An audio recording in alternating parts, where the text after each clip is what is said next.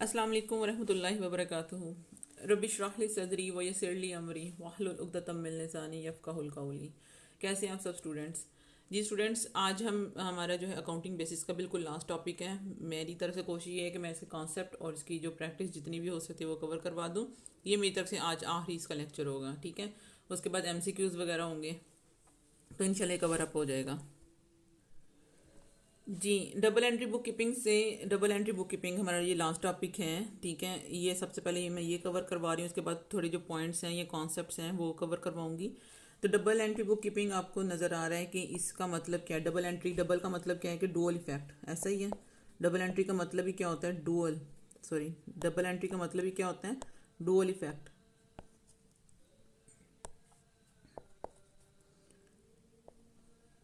ये लें, dual effect होता है इसका मतलब, ठीक है।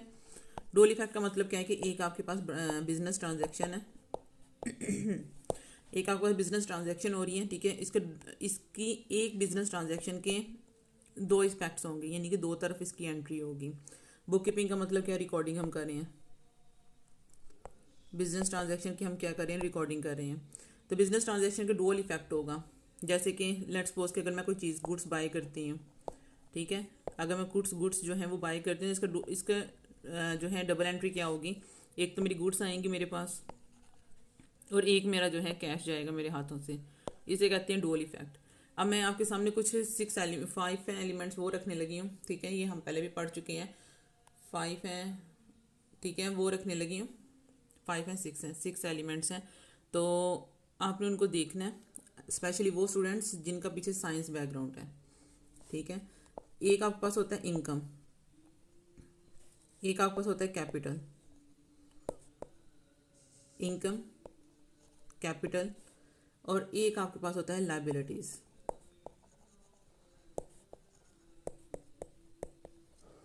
आपने इन तीनों टर्म्स को याद कर लेना है कि ये क्रेडिट नेचर की होती हैं, ठीक है।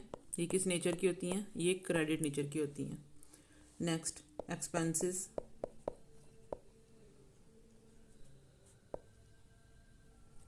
एसेट्स, और लास्ट वन आपके पास आता है ड्राइंग्स। ये जो तीनों नेचर्स की होती हैं ना, ये डेबिट नेचर की होती हैं,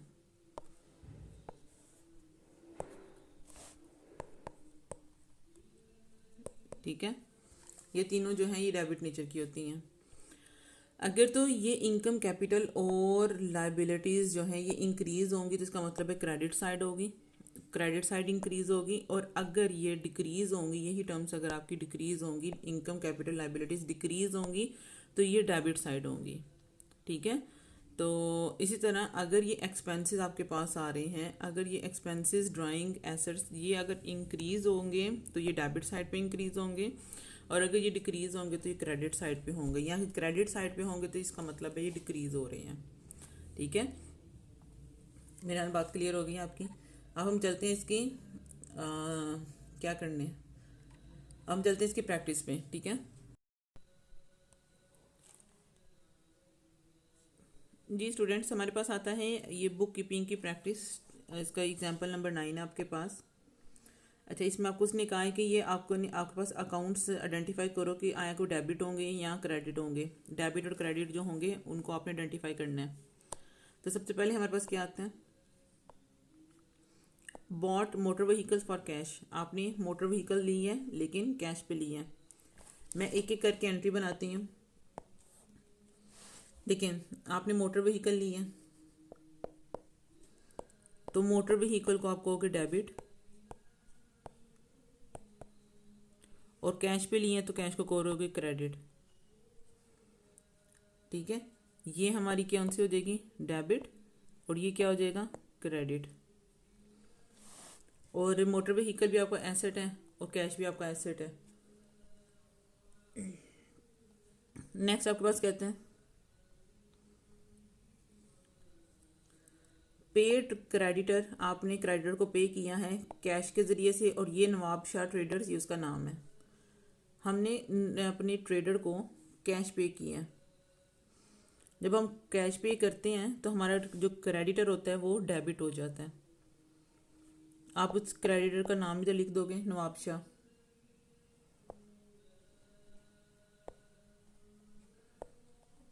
नवाब शाह ट्रेडर डेबिट हो जाएगा। और हमने इसको कैश पे किए हैं तो आप इधर लिख दोगे कैश क्रेडिट। ठीक है, ट्रेडर जो है वो पेएबल है, ये डेबिट हो जाएगा और ये क्रेडिट हो जाएगा। आगे आप रीपेड कर रही है bank loan by cheque, cheque के ज़रिए से आपने बैंक को रीपेड किया है, आपने लोन लिया हुआ था, अब आप उसको रीपेड कर रहे हैं। बैंक लोन तो आपका क्या हो जाएगा, बैंक लोन क्या हो जाएगा, डेबिट, बैंक लोन डेबिट हो जाएगा। और कैश जो है वो बैंक क्रेडिट हो जाएगा, क्योंकि आप चेक के ज़रिए से उसे पे कर रहे हैं तो बैंक आपका क्रेडिट हो जाएगा। ये डेबिट है और ये क्रेडिट है। आगे sold motor vehicle for cash, आपने अपनी मोटर व्हीकल जो है वो बेच दी है। नंबर 4, आपने अपनी मोटर व्हीकल बेच दी है कैश पे, तो कैश आपका क्या हो जाएगा, कैश आपके पास आया, कैश डेबिट हो जाएगा और मोटर व्हीकल आपकी क्रेडिट हो जाएगी।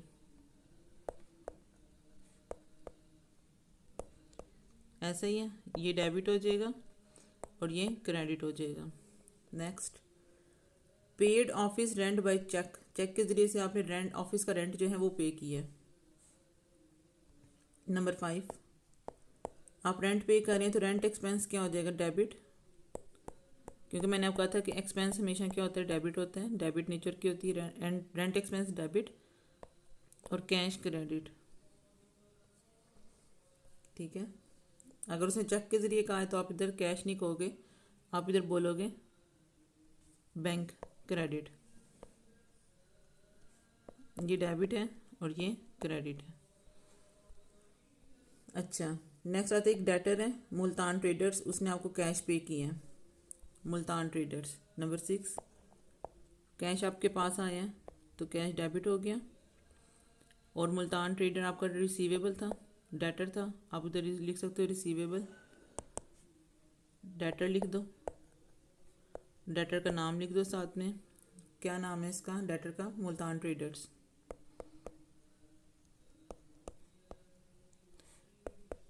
ठीक है, ये डेबिट हो गया और ये आपका क्रेडिट हो गया। नेक्स्ट उसने कहा है paid electricity bill for month by cash, month electricity bill आपने पे किया है कैश के ज़रिए से। नंबर 7, आप क्या पे कर रहे हैं, इलेक्ट्रिसिटी बिल, तो आप इधर लिख दोगे electricity bill, electricity bill expense है आपका डेबिट। ठीक है, और आप किसके ज़रिए पे करें, कैश के ज़रिए से, तो कैश क्या हो जाएगा, क्रेडिट। ऐसा, ये डेबिट और ये क्रेडिट।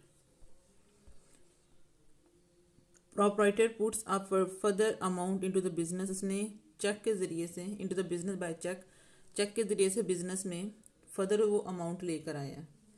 ठीक है, यानी कि उसने मज़ीद उसने अपना कैपिटल जो है वो इंक्रीज़ किया है।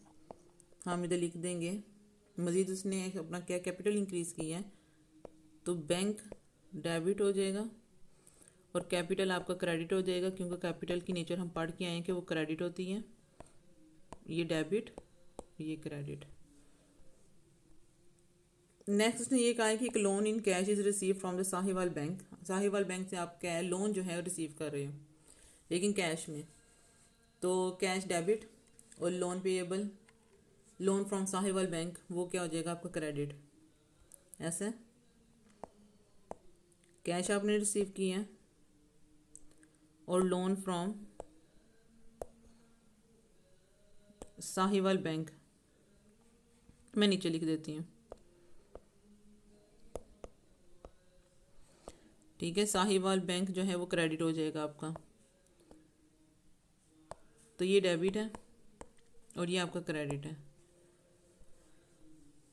नेक्स्ट देखिएगा, paid a creditor Peshawar enterprises by cash, cash के ज़रिए से आप अपने क्रेडिटर को पे कर रहे हैं, तो यहाँ पे हमारा क्या हो जाएगा, ये ऊपर वाली बात ही आ जाएगी, क्रेडिटर डेबिट हो जाएगा। और मैं अब 2 कलर्स यूज़ कर लेती हूँ, क्रेडिटर डेबिट हो जाएगा। ठीक है, क्रेडिटर जो है हमारा डेबिट हो जाएगा और जो हमारा कैश है, जो कैश होगा वो हमारा क्रेडिट हो जाएगा। ठीक है, ताकि आपको पता चल जाए कि डेबिट के लिए क्या है और क्रेडिट के लिए क्या है।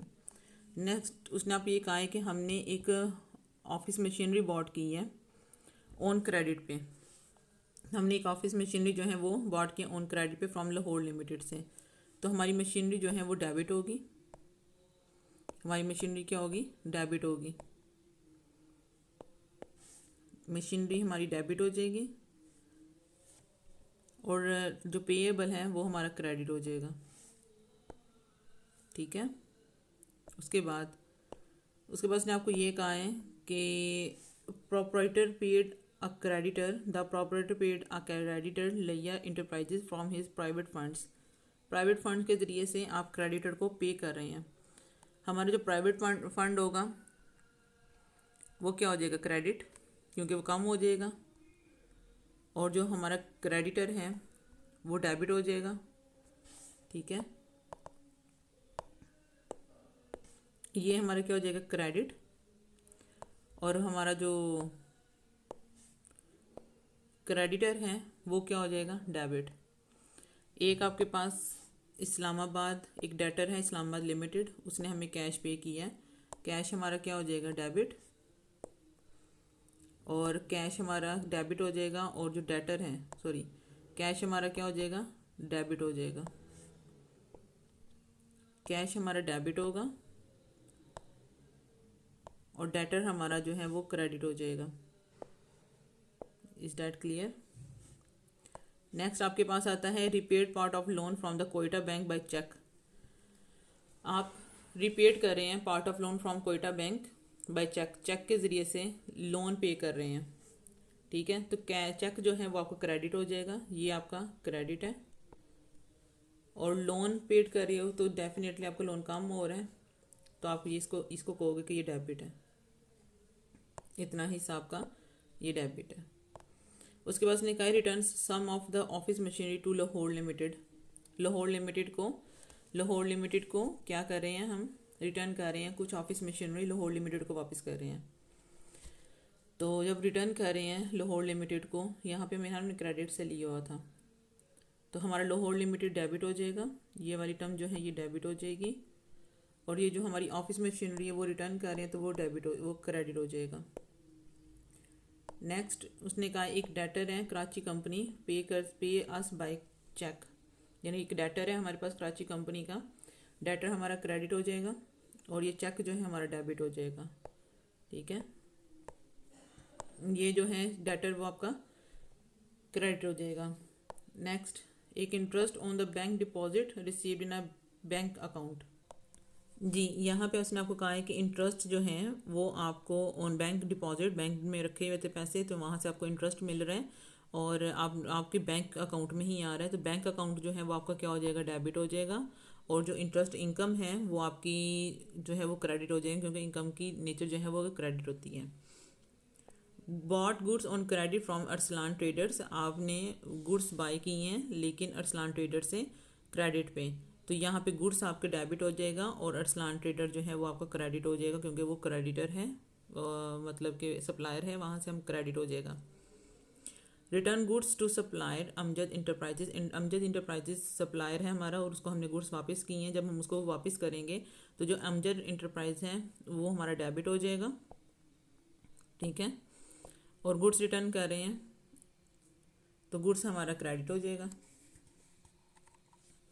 परचेज रिटर्न उसे कहते हैं। सोल्ड गुड्स टू हबीब माल ऑन क्रेडिट, आप गुड्स जो हैं आपने बेची हैं हबीब माल ऑन क्रेडिट पे, यहाँ पे आपका डेबिट जो है गुड्स जो है वो क्या हो जाएंगी, क्रेडिट हो जाएंगी। और आपका जो ये हबीब माल है वो डेबिट हो जाएगा, क्यों, वो हमारा ट्रेडर हो जाएगा, रिसीवेबल होगा। Customer Rizwan stores return goods to us, उसने वापस किए हैं, इसका मतलब ये है कि गुड्स हमारी डेबिट और डेटर हमारा क्रेडिट हो जाएगा। Owner to cash for his personal use, अपने पर्सनल यूज़ के लिए वो कैश लेकर आया, उसने लिया, बल्कि टुक कैश, ड्राइंग्स उसने की हैं, तो ड्राइंग्स डेबिट, ड्राइंग्स की नीचे डेबिट होती है और कैश क्रेडिट। मेरा ख्याल है स्टूडेंट्स आपको ये सारी एग्जांपल जो है समझ आ गई है। इसमें डुअल इफेक्ट इसका क्या होता है, डेबिट क्रेडिट क्या होता है, ये भी मैंने क्लियर कर दिया आपको। अब हम चलते हैं अपनी नेक्स्ट एग्जांपल पे। एग्जाम्पल नंबर 10 है, इसमें आपको ये कहता है कि in respect of each of the following give example of the transaction which would result in. आपको कहते हैं आप एक ट्रांजेक्शन की एग्जाम्पल्स हमें बताओगे, ठीक है, यानी ट्रांजेक्शन की एग्जाम्पल बताओगे जिसके नतीजे में ये सारा कुछ हो रहा है, जैसे कि हमारी लाइबिलिटी डिक्रीज करें और हमारी दूसरी लाइबिलिटी इंक्रीज करें। ये क्वेश्चन क्या है कि लाइबिलिटी आपकी डिक्रीज करें और एक लाइबिलिटी आपकी इंक्रीज करें। देखें स्टूडेंट्स, एक लाइबिलिटी अगर आपकी डिक्रीज करती है ना, तो वो एक सूरत में करती है जब आप अपने क्रेडिटर्स को पे करते हैं, जब हमारा क्रेडिटर जो है वो कम हो जाता है, यानी कि पेमेंट टू क्रेडिटर होता है, जब हम क्रेडिटर्स को पेमेंट करते हैं ऐसा। और ये दूसरी लाइबिलिटी आपकी उसको इंक्रीज करती है जब आप लोन उठाते हो, और वो होता है आपका क्रेडिट, ठीक है। लाइबिलिटी की जो नेचर होती है वो क्रेडिट नेचर होती है। अगर वहाँ पे इंक्रीज आ रहा है इसका मतलब है क्रेडिट साइड जो है वो इंक्रीज हो रही है। अगर आपकी लाइबिलिटी डिक्रीज हो रही है इसका मतलब है उसकी डेबिट साइड इंक्रीज हो रही है। तो डेबिट साइड कैसे इंक्रीज हो, जब आप क्रेडिटर्स को पेमेंट करते हैं।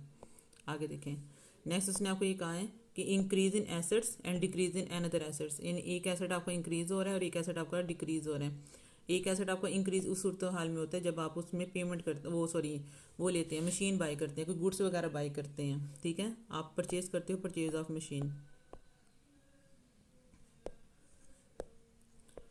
आप मशीन जो है वो परचेज करते हो। और एक आपका एसेट कम हो रहा है, मतलब कि आपका कैश जो है वो कम हो रहा होता है। सेकंड चीज़ ने आपको ये कही है कि एसेट हमारा डिक्रीज है, लाइबिलिटी भी हमारी डिक्रीज हो रही है। एसेट भी हमारा डिक्रीज होते हैं और लाइबिलिटी भी हमारी डिक्रीज होती है। इसका मतलब क्या है, अगर आपकी लाइबिलिटी जो है वो डिक्रीज हो रही है, अगर आपकी लाइबिलिटी डिक्रीज हो रही है इसका मतलब वो डेबिट साइड आपकी डिक्रीज हो रही है, डेबिट साइड की तरफ है। डेबिट साइड मतलब हम पेमेंट कर रहे हैं, इसकी भी वही बात है, हम किसको पेमेंट कर रहे हैं, क्रेडिटर्स को पेमेंट कर रहे हैं।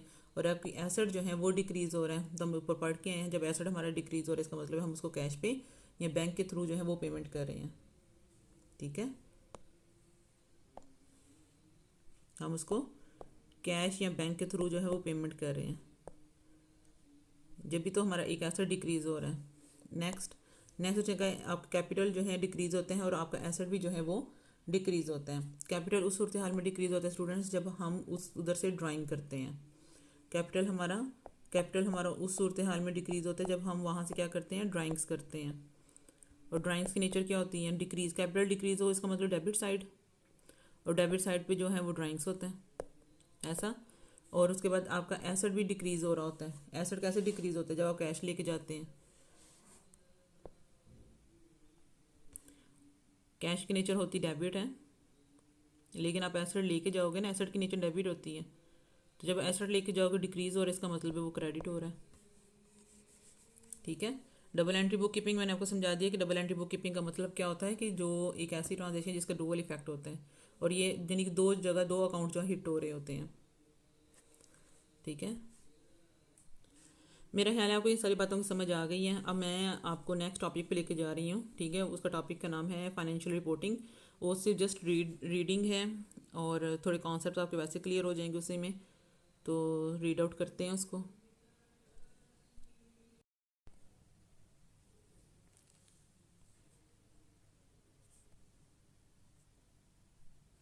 जी स्टूडेंट्स देखिएगा, अब हमारा अगला टॉपिक है फाइनेंशियल रिपोर्टिंग का, ठीक है।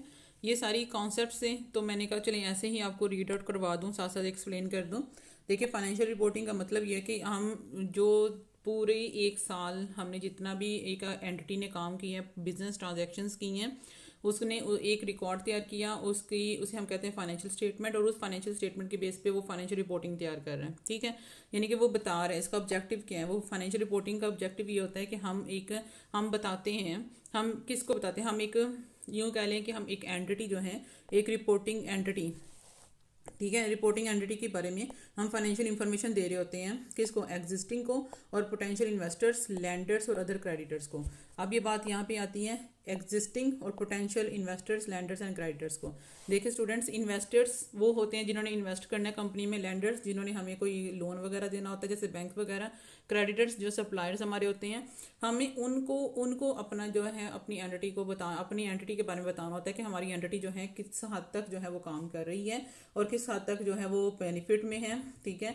और इसके साथ ताकि वो उसको देखते हुए, उस रिपोर्ट को देखते हुए वो डिसीजन ले सकें about providing the resource to the entity जो रिसोर्सेज जो हैं एंटिटी के पास मौजूद हैं। Is that clear?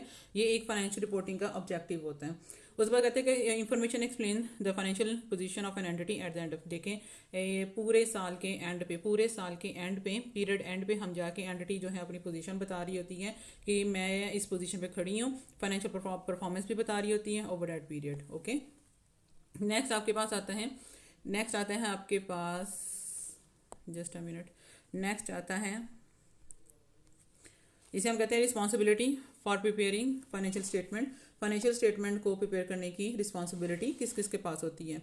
अच्छा, एक आपके पास सोल ट्रेडर होते हैं, एक पार्टनरशिप बिजनेस होते हैं, कंपनीज होती हैं, ये तीन चीज़ें होती हैं। क्या कहा मैंने? बोला आपके पास एक होता है सोल ट्रेडर। सोल ट्रेडर कहते हैं जो शॉपकीपर्स होते हैं ना, जिन्होंने शॉप ओपन की होती है, जैसे हम अपने मोहल्ले में देखते हैं जैसे जो भी जिसे हम कहते हैं, जिन्होंने जो छोटी मोटी चीज़ें स्टोर खोले होते हैं, ठीक है, वो सोल ट्रेडर होते हैं। उनको ज़रूरत नहीं होती, उनको किसी भी चीज़ की ज़रूरत नहीं होती, उनको ज़रूरत नहीं है कि वो फाइनेंशियल स्टेटमेंट तैयार करें, फाइनेंशियल रिपोर्टिंग तैयार करें, क्योंकि वो सोल ट्रेडर होते हैं। एक अकेला पर्सन जो है अपना बिजनेस खोल के बैठा हुआ है, उसे क्या ज़रूरत है कि अपने बारे में दूसरों को एक्सप्लेन करो, यार मैं यहाँ तक पहुँचा हुआ हूँ, मैं इतना प्रॉफिट कमा रहा हूँ, मैं महीने का इतना निकाल रहा हूँ, मैं इतना लगाया हुआ, ये वो। उसे ज़रूरत नहीं है, उसको ज़रूरत नहीं है अपने बारे में बताने की कि मेरे पास इतना एसेट्स मौजूद है, कौन कौन से एसेट्स मौजूद हैं, मैं किसको पैसे देना है, किसने मेरे पैसे रुके हुए हैं, किससे मैंने लोन लिया हुआ है। उसको ज़रूरत नहीं है ये सारी बातें किसी को भी एक्सप्लेन करने की, वो अपना खुद मुख्तार खुद होता है, ठीक है, उसको ज़रूरत नहीं है। पार्टनरशिप बिजनेस, अच्छा यहाँ पे पार्टनरशिप बिजनेस को भी ज़रूरत नहीं होती, यानी कि देयर में भी नो ऑब्लिगेशन। तो कहते हैं कि देयर में भी नो ऑब्लिगेशन, उन पर भी कोई ऑब्लिगेशन नहीं होती कि वो फाइनेंशियल स्टेटमेंट को तैयार करें, ना तो पार्टनर या ना तो फाइनेंशियल स्टेटमेंट तैयार करने का सोल ट्रेडर को ज़रूरत है और ना ही पार्टनरशिप बिजनेस को ज़रूरत है, ठीक है। Other than for tax purposes के लिए, यानी कि अगर आपने टैक्स पर्पस के लिए, यानी कि सिवाय टैक्स पर्पस के लिए, या अगर आप लोन लेना चाहते हो बैंक से, उस वक्त आपको ज़रूरत पेश आएगी कि फाइनेंशियल स्टेटमेंट तैयार करें और फिर अपने बारे में बताएं, बैंक को बताएं, ठीक है, कि मैं इतना प्रॉफिट कमा रहा हूँ और मैं आपका लोन वापस करने की इस्तात रखता हूँ, लेकिन अभी मेरे हालात थोड़े डाउन हैं, तो फिर आप उसको बताने के लिए फाइनेंशियल स्टेटमेंट जो है वो तैयार कर सकते हैं। अदरवाइज आप पर ऑब्लिगेशन नहीं है किसी भी किस्म की कि आप इसको फाइनेंशियल स्टेटमेंट को तैयार करेंगे। Is that clear? For which owner in the partners are responsible, they might to employ a person, या वो एम्प्लॉय भी रख सकते हैं एक पर्सन को, या पर्सनस टू मेंटेन, या एक रख सकते हैं, ज़्यादा रख सकते हैं, कि वो अकाउंटिंग रिकॉर्ड्स तैयार करें और फाइनेंशियल स्टेटमेंट जो है वो तैयार करें। Is that clear students? के सिंपल वर्ड्स में आपको ये बताना चाह रहे हैं कि कंपनीज यानी सोल ट्रेडर और पार्टनरशिप बिजनेस को अपने फाइनेंशियल स्टेटमेंट तैयार करने की ज़रूरत नहीं होती, उन पर कोई ऑब्लिगेशन नहीं होती कि उन्होंने लाजम तैयार करना है, अपनी डिटेल बतानी है, बल्कि वो खुद मुख्तार होते हैं, वो कर सकते हैं। बाकी बैंक से लोन लेना चाहते हैं, टैक्स पर्पसेस के देने, टैक्स अपना पे करना चाहते हैं, तो उनको ज़रूरत होती है, अदरवाइज उनको ज़रूरत नहीं होती। उसके बाद कंपनीज मस्ट है कि वो financial statement for share holders और फॉर फाइलिंग के लिए लाजम फाइनेंशियल स्टेटमेंट तैयार करें। देखें, शेयर होल्डर्स के लिए अपनी फाइनेंशियल स्टेटमेंट लाजम तैयार करनी होती है। शेयर होल्डर्स को बताना होता है कि हमारी कंपनी इस साल इस प्रॉफिट में है और अपकमिंग ईयर्स में यहाँ प्रॉफिट हम कमा सकते हैं, यहाँ से प्रॉफिट ले सकते हैं, या पिछले साल लॉस हुआ तो इस साल हमने इतना प्रॉफिट कमाया है, something like that. with the relevant regulatory bodies in the according with the Companies Act 2017 as applicable in Pakistan and International Financial Reporting Standard यानी IFRS, ठीक है। It is the responsibility of the directors to ensure that this is done, कि ये हमने लाजम ये काम किया है। Companies also employ a team of the accountants to undertake this work। सुने, कंपनीज पे लाजम है, कंपनीज पे देखें, एक होती है कंपनी, ठीक है, एक होते हैं डायरेक्टर्स, एक होते हैं अकाउंटेंट्स। सुने, कंपनी चलती हैं शेयर होल्डर से, शेयर होल्डर्स ने यहाँ पे बहुत ज़्यादा पैसा जो है वो इन्वेस्ट किया होता है, उनके बिहाफ पे ये कंपनी चल रही होती है, और डायरेक्टर्स का काम होता है कि उनको शेयर होल्डर्स को सेटिस्फाई करें कि हमारी कंपनी जो है इतना प्रॉफिट कमा रही है, इतना लॉस है, या कुछ भी लॉस तो वैसे कोई भी नहीं बताता, मतलब बता लेते हैं, लेकिन अगर हो रहा हो खुदा ना खास्ता, अदरवाइज ज़्यादातर उनकी कोशिश ये होती है कि हम प्रॉफिट से ही ज़्यादा जो है वो ज़्यादा इनकम जो है वो जनरेट करें, तो हमारे शेयर होल्डर्स हमसे खुश हों। अच्छा, ये जो अकाउंटेंट्स फिर आगे उन्होंने रखे होते हैं ताकि वो फाइनेंशियल स्टेटमेंट वगैरह वो तैयार करें, एंटिटी की पोजीशन वगैरह बताएं।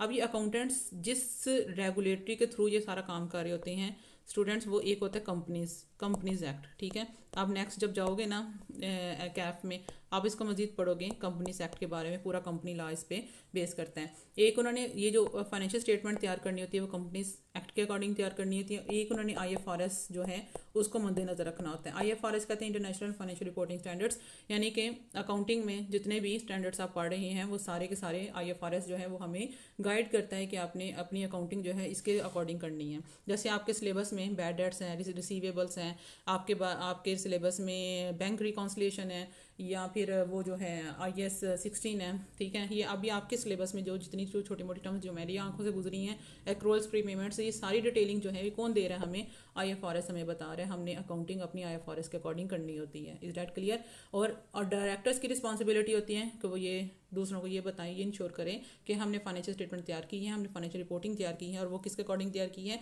कंपनीज एक्ट और according to the IFRS। Is that clear? फिर इसके लिए कंपनी क्या करती हैं, वो अकाउंटेंट्स जो हैं वो हायर करती हैं ताकि वो ये काम कर सकें। मेरा ख्याल है कि आपको ये फाइनेंशियल रिपोर्टिंग और उसके ऑब्जेक्टिव और ये इसकी रिस्पॉन्सिबिलिटी किसकी होती है ये आपको क्लियर हो गई है। हम मज़ीद आगे कॉन्सेप्ट क्लियर करते हैं। थैंक यू जी स्टूडेंट्स। आगे आपके पास एक टॉपिक आता है जिसे हम कहते हैं regulation for the preparing financial statement. देखो फाइनेंशियल स्टेटमेंट तैयार कर सकते हैं, मैं पहले ऊपर बता के आई हूँ कि फाइनेंशियल स्टेटमेंट को तैयार करने की जो रिस्पॉन्सिबिलिटी होती है वो कंपनीज की सबसे ज़्यादा होती है, क्योंकि कंपनी जो है वो शेयर होल्डर्स की वजह से चल रही होती है, और उनको यानी कि और जो डायरेक्टर्स हैं वो शेयर होल्डर्स के बिहाफ पे वो ये काम कर रहे होते हैं।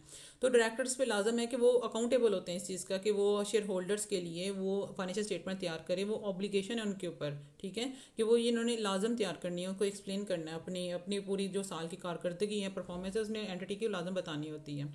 लेकिन जो सोल ट्रेडर होते हैं और जो पार्टनरशिप बिजनेस होते हैं वो ये कर सकते हैं, ये अकाउंटेंट ये फाइनेंशियल स्टेटमेंट वगैरह बना सकते हैं, लेकिन अगर ये अपनी अपनी रिक्वायरमेंट्स को यानी कि अकाउंटिंग प्रैक्टिस की जो रिक्वायरमेंट्स होती हैं, जैसे हम कंपनी वाले जो बना रहे होते हैं वो IFRS के अकॉर्डिंग बना रहे होते हैं, ठीक है, ये चाहे तो ये उसके अकॉर्डिंग कर सकते हैं, चाहे तो ये ना भी करने, तो कोई इतना मसले की बात नहीं होती है उनके लिए, ठीक है। दूसरी ये चीज़ आती है यहाँ पे रेगुलेशन की बात आती है कि regulation for preparing the financial statement. अब हम हमारा जो है ये टॉपिक है कि हम इसको डिस्कस करते हैं कि कौन सी रेगुलेशन जो है फाइनेंशियल स्टेटमेंट को तैयार करने के लिए कौन सी रेगुलेशन जो है फॉलो करते हैं सोल ट्रेडर्स, पार्टनरशिप बिजनेस और कंपनीज वगैरह। तो जैसे प्लीज़ तो जैसे बात सुनिएगा क्योंकि ये कॉन्सेप्ट्स हैं, तो कॉन्सेप्ट भी जो है वो मैं आपको पहले बताया कि अगर आपके कॉन्सेप्ट्स क्लियर होंगे तो आप बहुत आगे और पहली बार में भी आप अपना अकाउंटिंग का पेपर जो है पास कर सकते हैं। कॉन्सेप्ट्स की सारी गेम होती है यहाँ पे। यहाँ पे आता है सोल ट्रेडर। सोल ट्रेडर कहते हैं कि फाइनेंशियल स्टेटमेंट, सोल ट्रेडर और पार्टनरशिप बिजनेस, ठीक है, इन दोनों की दास्तां इकट्ठी है कि फाइनेंशियल स्टेटमेंट जो है वो इनके प्राइवेट होते हैं। फाइनेंशियल स्टेटमेंट ये बनाते ज़रूर है लेकिन इनके प्राइवेट होते हैं, इनको किसी को भी डिस्क्लोज करने की जरूरत नहीं होती। कंपनीज की अगर फाइनेंशियल स्टेटमेंट तैयार होती है तो कंपनी की वेबसाइट पे जो है वो मेंशन होती है कि इस साल इन्होंने इतना प्रॉफिट कमाया हुआ है।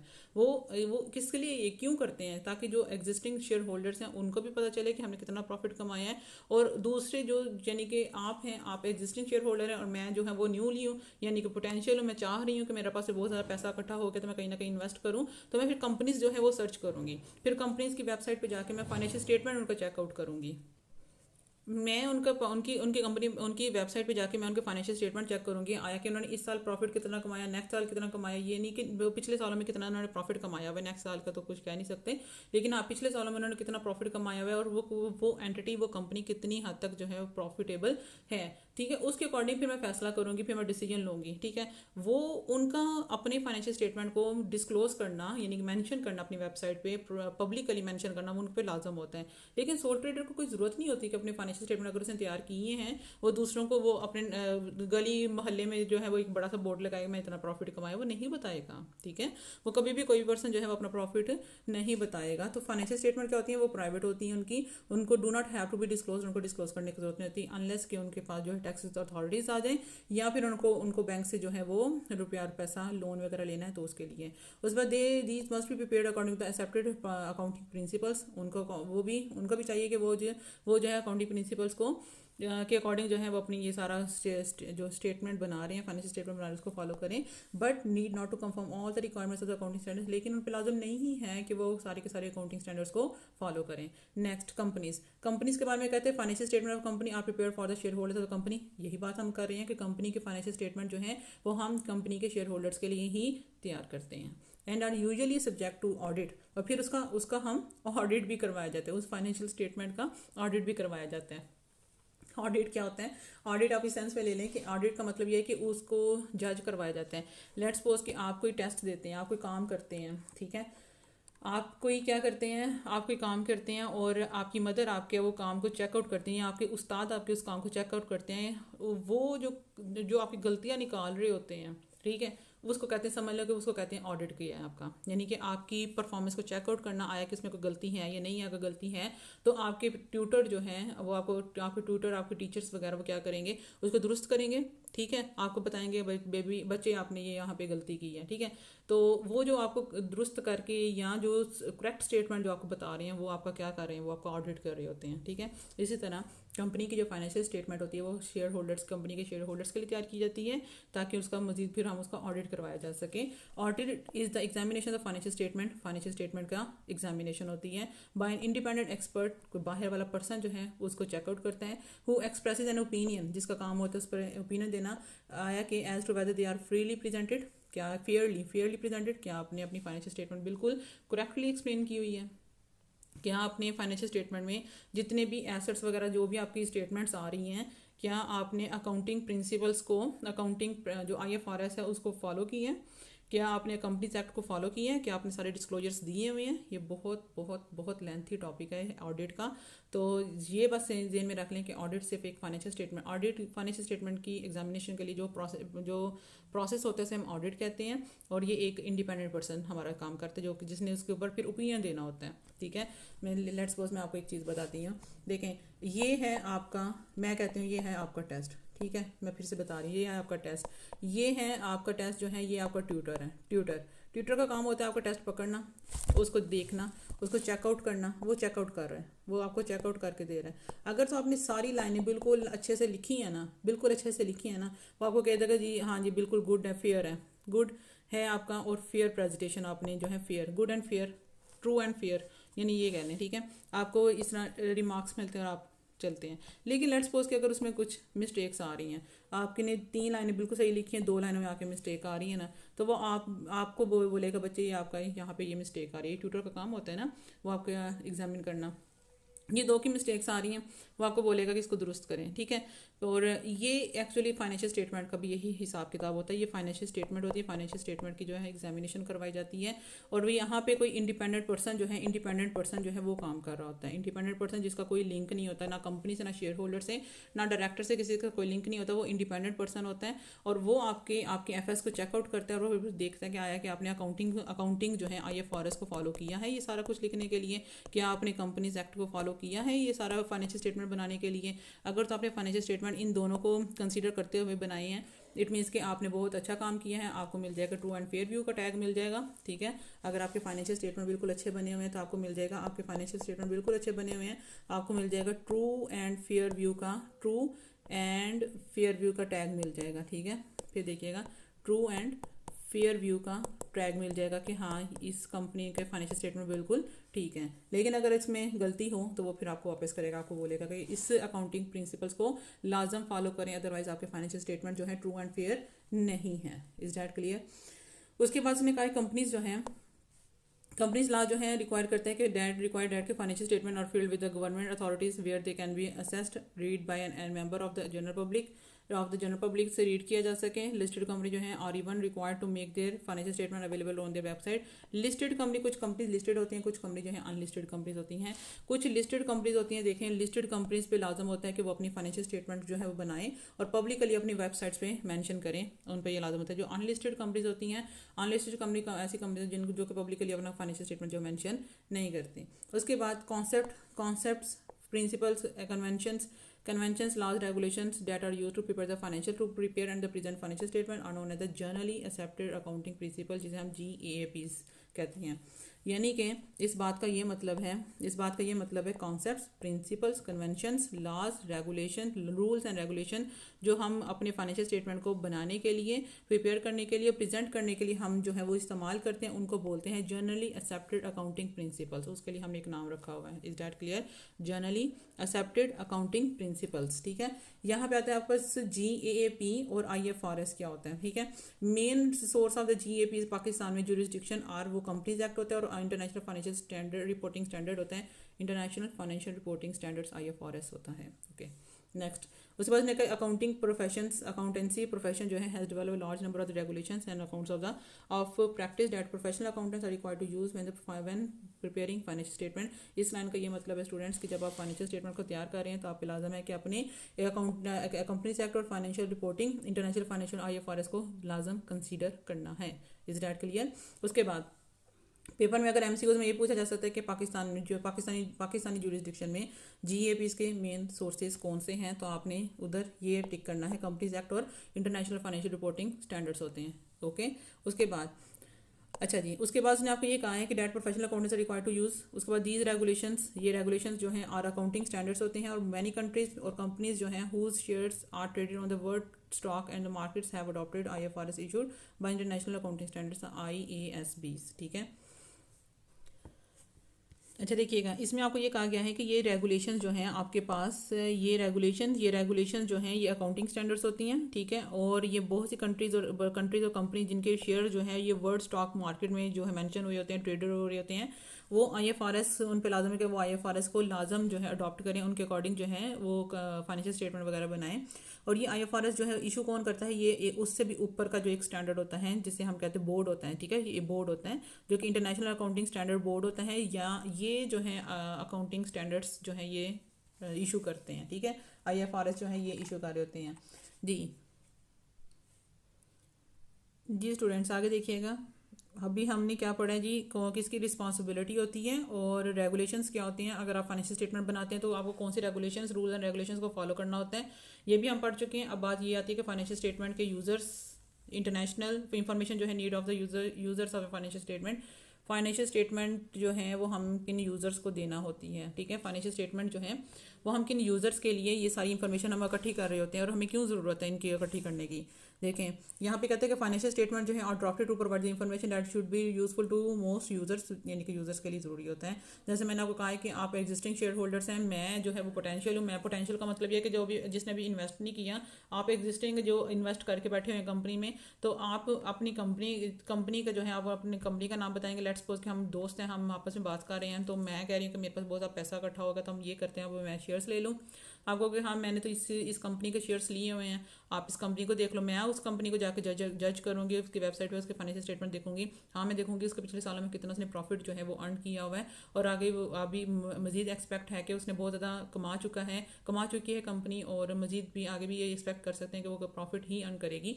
तो मैं क्या करूँगी, मैं उसमें इन्वेस्ट कर लूँगी। इसका मतलब ये है कि फाइनेंशियल स्टेटमेंट हम किस लिए तैयार करते हैं, हम फाइनेंशियल स्टेटमेंट तैयार करते हैं अपने एग्जिस्टिंग शेयर होल्डर्स के लिए भी, और जो पोटेंशियल इन्वेस्टर्स होते हैं उनके लिए भी हम तैयार करते हैं। तो इन्वेस्टर्स क्या हैं आपके पास, कहते हैं they need information to assess whether to buy, hold और सेल इन्वेस्टमेंट द बिजनेस। उनको हम ये इन्फॉर्मेशन इसलिए देते हैं ताकि उनको असेस कर सकें कि अगर उन्होंने बाय करना है, होल्ड करने हैं, या अपनी इन्वेस्टमेंट जो है सेल करनी है बिजनेस में। उसके बाद फाइनेंशियल स्टेटमेंट जो है और also give some indication of the ability of the company to pay dividends to share holders out of profits. Financial statement हमें ये भी इंफॉर्मेशन जो है वो बताती है कि आया कि इस कंपनी के पास इतनी एबिलिटी है कि वो अपने शेयर होल्डर्स को डिविडेंड पे कर सके प्रॉफिट में से या नहीं। Is that clear?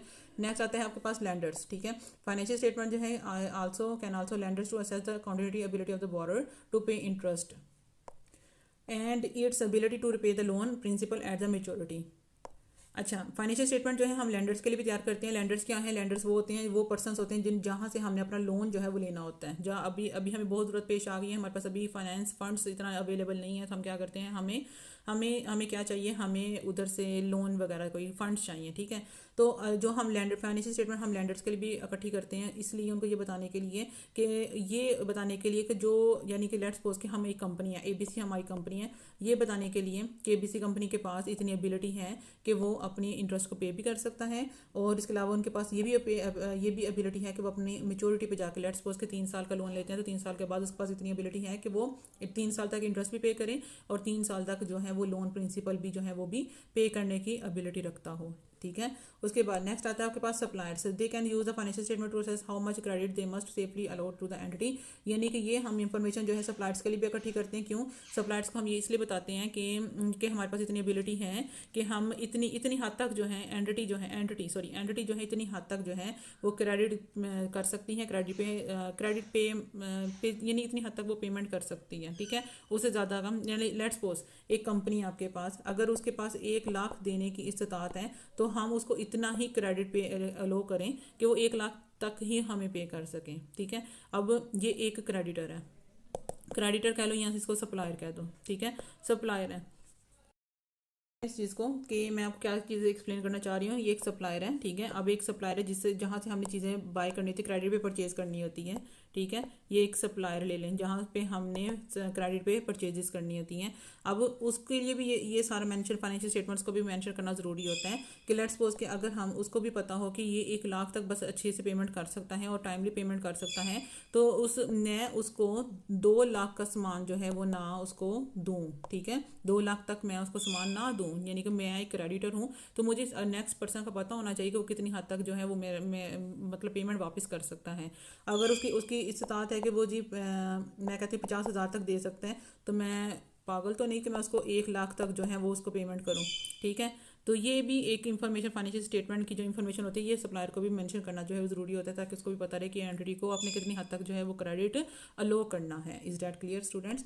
अच्छा, उसके बाद नेक्स्ट आता है आपके पास गवर्नमेंट, ये मेरा जी, government they might use this information for the purpose of the business regulation और डिसाइडिंग द टैक्स पॉलिसीज, यानी कि ये गवर्नमेंट को मेंशन करना इसलिए ज़रूरी होता है कि ताकि उनको पता चले कि बिजनेस रेगुलेशन का पर्पस क्या है। उसके बाद उसको टैक्स पॉलिसीज़ जो हैं, टैक्स पॉलिसीज़ का डिसीजन लिया जाए, जैसे कि इनके अकॉर्डिंग जो है टैक्सेस पे अप्लाई होते हैं।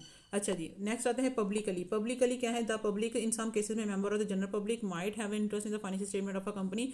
पब्लिकली यानी देखें, मैं कंपनी का आउटसाइडर हूँ, आप कंपनी के अंदर हैं, आप शेयर होल्डर्स हैं, मैं कंपनी के बाहर हूँ, मैं पब्लिक हूँ, ठीक है। पब्लिक, जनरल पब्लिक के मेंबर जो हैं, जैसे कि मैं पब्लिक हूँ, मुझे सम टाइम इंटरेस्ट होता है यार, मैं जैसे मैं आपको पहले बहुत दफ़ा 2-3 दफ़ा एग्जांपल ये बता चुकी हूँ कि मैं आउटसाइडर हूँ, तो मैं कहती हूँ यार इस कंपनी की, मतलब मैं बैठी हुई हूँ तो मैं क्या कहती हूँ यार ये इस कंपनी का बताओ क्या चल रहा है, इसका फाइनेंशियल स्टेटमेंट, यानी कि इसकी प्रोग्रेस कैसी चल रही है, इसकी परफॉर्मेंस कैसे चल रही है, ठीक है। तो ये कंपनी के लिए पब्लिकली, जनरल पब्लिक को भी मैंशन करना ज़रूरी होता है। आईईएस भी जो है फ्रेमवर्क का कमेंट करता है, फॉर एग्जांपल कमेंट्स करता है, for example entity might may make a substantial contribution to the local economy in many ways including the number of people they employ and their patronage of the local suppliers. जी students, इस बात को देखिएगा, इसमें कहते हैं कि entities जो है make a substantial contribution in to the local economy in many ways, यानी कि एक एंटिटी जो है, ये आईएसबी फ्रेमवर्क ने कमेंट किया है कि एंटिटी जो है लोकल इकोनॉमी में बहुत से तरीकों से कंट्रीब्यूट करती है। कैसे करती है एक एंटिटी, यानी कंपनी कैसे कंट्रीब्यूट करती है? बहुत से लोगों को क्या करती है, अपने पास जो है जॉब के लिए रख लेती हैं, और their patronage of the local suppliers, और बहुत से लोकल सप्लायर से बाय एंड सेल जो है गुड्स वो करती रहती है, ठीक है। इस तरह वो उनकी हेल्प आउट कर सकती है, कंट्रीब्यूट करती है। उसके बाद एम्प्लॉयज़ के बारे में कहते हैं, एम्प्लॉयज़ नीड इन्फॉर्मेशन। एम्प्लॉयज़ को क्यों इन्फॉर्मेशन की जरूरत होती है? उसको इन्फॉर्मेशन इसलिए चाहिए कि वो अबाउट द फाइनेंशियल स्टेबिलिटी और प्रॉफिटेबिलिटी ऑफ द एम्प्लॉयर, अपने एम्प्लॉयर की, यानी एम्प्लॉयज़ को क्यों ज़रूरत है इस इन्फॉर्मेशन की? ताकि उसको पता चल सके उसकी फाइनेंशियल स्टेबिलिटी कैसी है और अपने एम्प्लॉयर की प्रॉफिटेबिलिटी कितनी हद तक है। उसके बाद an assessment of the profitability can help employees to reach and view of the on the ability of the employer, अपने एम्प्लॉयर की एबिलिटी को एक दफ़ा देख सकता है। टू पे हाई वेज, क्या वो हाई वेज इसको दे सकता है या नहीं दे सकता, और to provide the more opportunity in the future, या उसको फ्यूचर में मोर अपॉर्चुनिटीज़ की जो है वो ज़रूरत है, ठीक है। ये एम्प्लॉयज़ को इन्फॉर्मेशन जो है देना ज़रूरी होता है। जी, आगे हमारे आते हैं कस्टमर्स को हमारी फाइनेंशियल स्टेटमेंट जानने की क्यों जरूरत होती है? उसकी जरूरत ये होती है, कस्टमर जो है माइट भी इंटरेस्टेड होते हैं फाइनेंशियल स्ट्रेंथ ऑफ एंटिटी के फाइनेंशियल स्ट्रेंथ उसको उसमें इंटरेस्टेड होता है, specially if they relay on that entity for the long term supply of the goods and services. अगर वो ये चाहते हैं कि उसकी जो है यानी कि गुड्स और सर्विसेज लॉन्ग टर्म के लिए वो सप्लाई चाह रहा है, लेना चाह रहा है, अगर वो उस एंटिटी पर ही रिलाई करता है, तो उसकी फाइनेंशियल स्टेटमेंट जो है स्ट्रेंथ जानना, एंटिटी की स्ट्रेंथ जानना उसके लिए भी बहुत ज़रूरी होता है। नेक्स्ट, मैनेजर्स के लिए होता है, manager should have access to all the financial information they need, यानी कि जिसकी जरूरत होती है, जिस इन्फॉर्मेशन की जरूरत होती है, उनके पास सारा एक्सेस मौजूद होना चाहिए in much more detail than the financial statement provide, यानी कि मैनेजर्स को फाइनेंशियल स्टेटमेंट से भी ज़्यादा की इन्फॉर्मेशन जो है कंपनी के अंदर क्या चल रहा है, क्या हो रहा है, ये वो उसकी ज़्यादा इन्फॉर्मेशन डिटेल में ज़रूरत होनी भी चाहिए और होती भी है। Management is responsible for producing the financial statement, management he responsible होती है कि फाइनेंशियल स्टेटमेंट तैयार करें, एंड माइट भी interested in the financial information they contain, और उनको इन्फॉर्मेशन में जो है इंटरेस्ट भी होना चाहिए। देखा स्टूडेंट्स, ये मेरा था एक कॉन्सेप्ट था। कॉन्सेप्ट्स क्या है हमारे जो बिल्कुल लास्ट पे थे कॉन्सेप्ट, वो मैंने आपको एक्सप्लेन किया कि फाइनेंशियल रिपोर्टिंग क्या होती है। एक दफ़ा ज़रा देख लें, ज़रा मैं आपको एक्सप्लेन करती हूँ एक चीज़। देखें यहाँ पे हमने क्या पढ़ा जी, फाइनेंशियल रिपोर्टिंग क्या होती है, फाइनेंशियल रिपोर्टिंग का ऑब्जेक्टिव क्या होता है, ये हमने पढ़ा है। रिस्पॉन्सिबिलिटी क्या होती है, मैंने आपको बहुत अच्छे तरीके से एक्सप्लेन की हैं बातें। अगर मेरी बातें भी आप सुन लेते हैं तो आपका, मैं कहती हूँ कि एमसीक्यूज वगैरह इसके अकॉर्डिंग सॉल्व कर सकते हैं। तो इसकी रिस्पॉन्सिबिलिटी, किसकी रिस्पॉन्सिबिलिटी होती है फाइनेंशियल स्टेटमेंट तैयार करना, वो भी हमने एक्सप्लेन कर दिया है, और किसके अकॉर्डिंग वो करते हैं वो भी मैंने बताया। सोल ट्रेडर्स को ज़रूरत होती है, पार्टनरशिप बिजनेस को, कंपनीज किसके अकॉर्डिंग फाइनेंशियल स्टेटमेंट तैयार करती है, ये दिन में रखिएगा। IFRS को उसने देखना होता है लाजम, और कंपनीज एक्ट के लिए, यानी ये दो चीज़ों को मद्देनजर रखते हुए उसने फाइनेंशियल स्टेटमेंट जो वो तैयार करनी होती है। नेक्स्ट आपके पास ये आता है कि हम फाइनेंशियल स्टेटमेंट जो है वो किस किस यूज़र्स के लिए ज़रूरी होती है, क्यों ज़रूरत होती है, किस यूज़र्स को चाहिए होती है, वो भी हमने देखा। उसमें investors, landers, suppliers, government, public, employees, और इसके अलावा आपके पास कस्टमर्स आते हैं और मैनेजर्स वगैरह आते हैं, जो मैनेजमेंट होती है। एक दिन में रखिएगा, मैनेजमेंट का काम होता है फाइनेंशियल स्टेटमेंट तैयार करना, क्योंकि मैनेजमेंट जो है वो कंपनी के अंदर बैठी होती है, उसका काम होता है सारा इसको हैंडल करना, फाइनेंशियल स्टेटमेंट को। Is that clear? जी स्टूडेंट्स, मैंने आपको आगे बताया कि ये मैं आपको हर चीज़ जो है वो एक्सप्लेन कर चुकी हूँ, और ये मेरा आखिरी टॉपिक था, आखिरी कॉन्सेप्ट था इस हवाले से फर्स्ट चैप्टर का। ठीक है, तो आप इसकी प्रैक्टिस करें। ठीक है, जहाँ कन्फ्यूजन होती है ज़रूर कमेंट सेक्शन में पूछें, तो I will be there to answer your all queries इंशाल्लाह। तो अपना बहुत सा ख्याल रखिएगा, वीडियो को लाइक, सब्सक्राइब और कमेंट करना मत भूलिएगा। अपना बहुत सा ख्याल रखें, सर्दी भी इंजॉय करें, और दुआ में याद रखिएगा। अल्लाह हाफिज़।